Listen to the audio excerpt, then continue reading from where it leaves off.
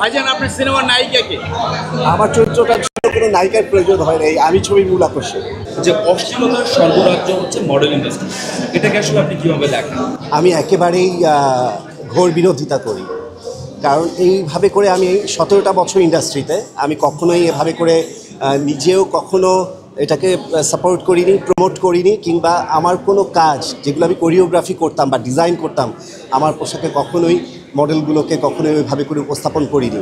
আমি একটা কাজ করার সময় 10বার চিন্তা করি যে বাইরের দর্শকের কথা আলাদা, আমি যে কাজটা করছি আমি কি আমার পরিবারকে দেখাতে পারবো কিনা স্বাচ্ছন্দ্যে।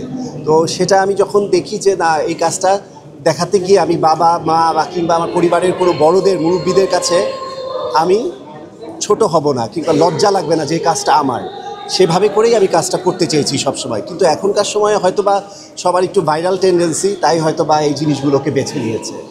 এই যে যারা নাম ছাড়া এসে, কাজ ছাড়া এসে নামের পাশে মডেল লাগিয়ে বেড়াচ্ছে, তাদের বিষয়ে আপনি আসলে কি বলবেন?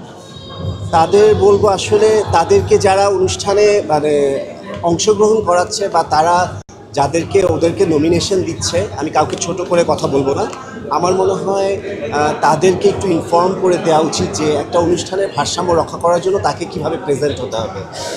আর এটা যার যার ব্যক্তিগত একটা অভিরুচি।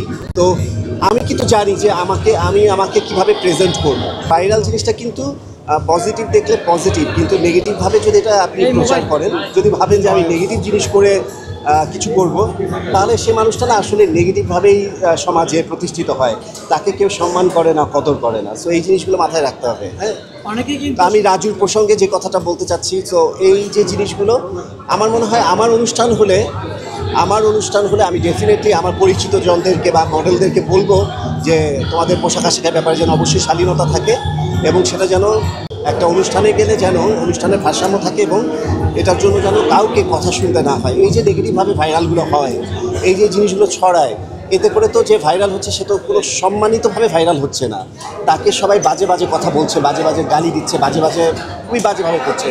এটা ভবিষ্যৎকে অন্ধকার করে দিচ্ছে, সোজা বলতে গেলে একটা ভবিষ্যৎ অন্ধকার করে দিচ্ছে।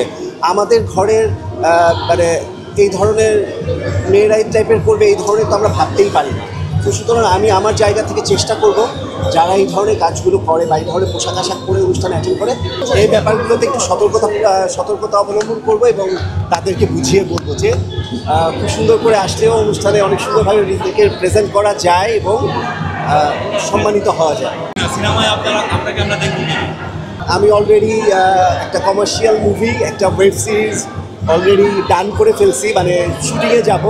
তো শুটিংয়ের সময়ও তো তোমাদেরকে ডাকবো ইনশাল্লাহ। কপিরাইট খেলবো, এবং big production, big director, big প্রডিউসারের ছবি। ভাইজান আপনার সিনেমার নায়িকা কে? আমার চরিত্রটার জন্য কোনো নায়িকার প্রয়োজন হয় নাই, আমি ছবি মূল আকর্ষণ।